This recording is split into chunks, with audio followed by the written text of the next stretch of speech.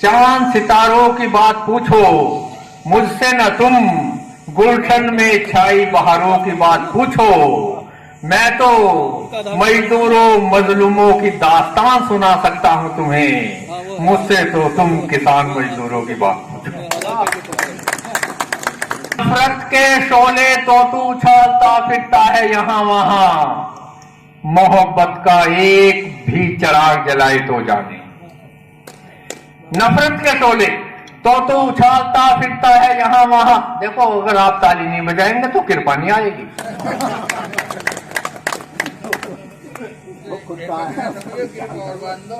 माना कि 1000 गांव उजाड़ सकता है यार, लेकिन किसी का उजड़ा हुआ घर बसाए तो जाए।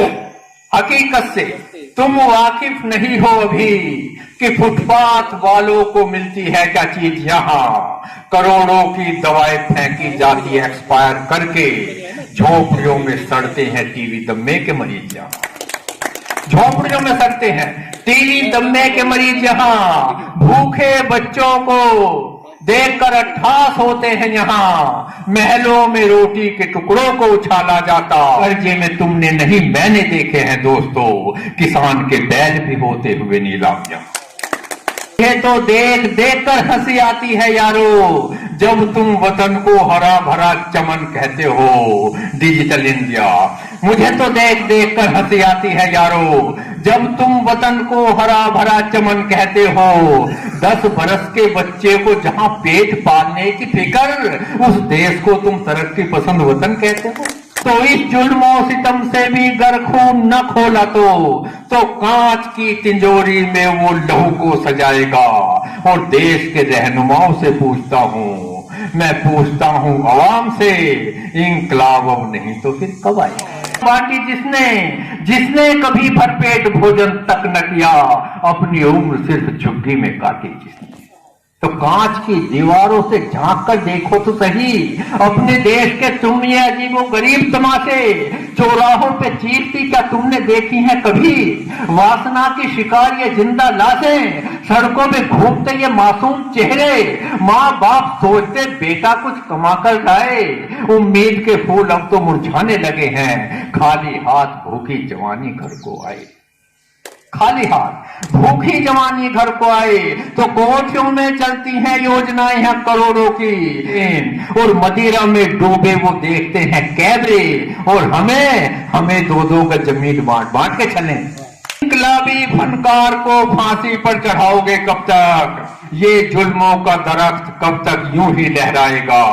हर गली, हर गांव, हर शहर में है यही शोर, इंकलाब अब नहीं तो फिर कब आएगा?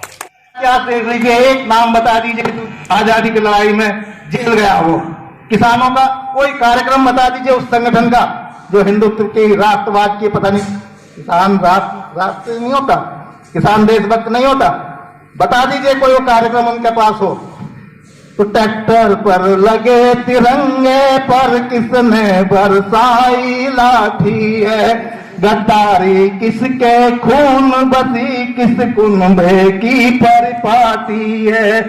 पहचानो किसने देशद्रोही है लाल किले तक पहुंचाए, किसने घोड़े की जीन कसी किसने तैनाई काटी है। वो है किसान खलियान खेत सम्मान बचाने आए हैं।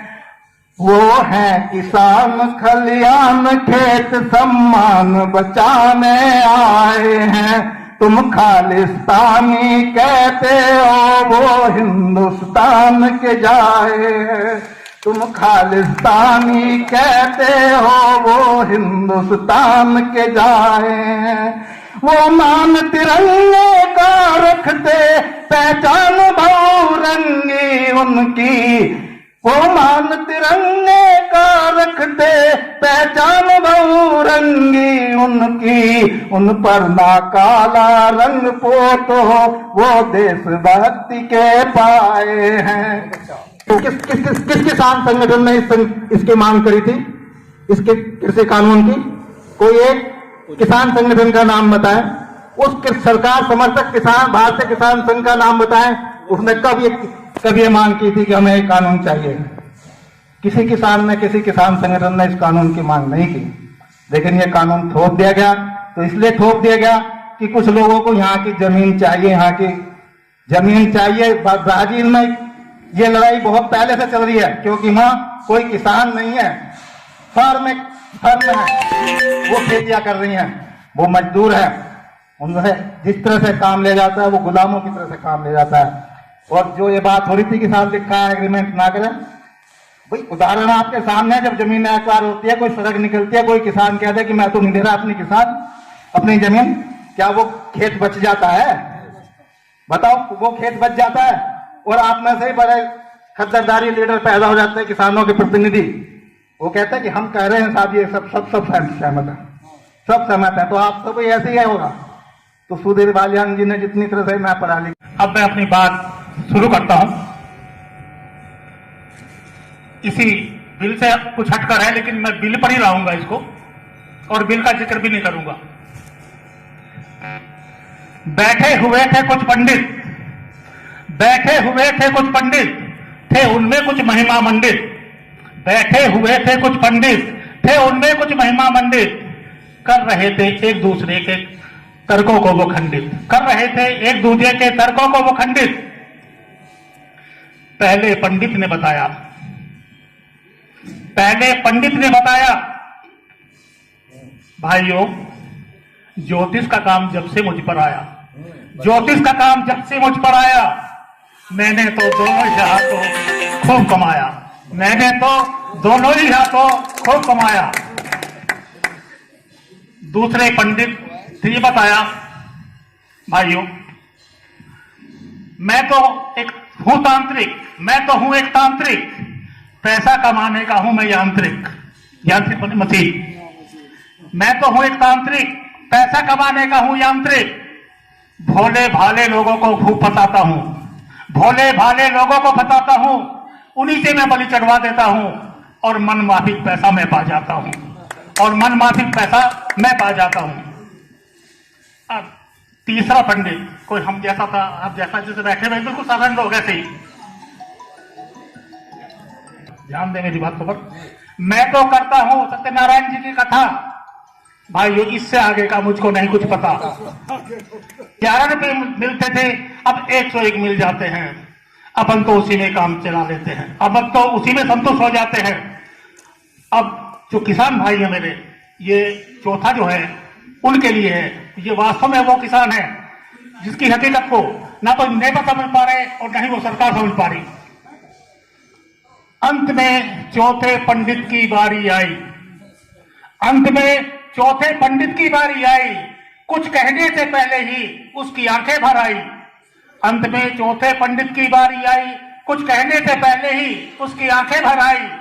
बोला, ना तो भाई मुझको ज्योतिष का ज्ञान, तंत्र विद्या से हूं मैं अनजान, ना तो मुझको ज्योतिष का ज्ञान, तंत्र विद्या से हूं अनजान।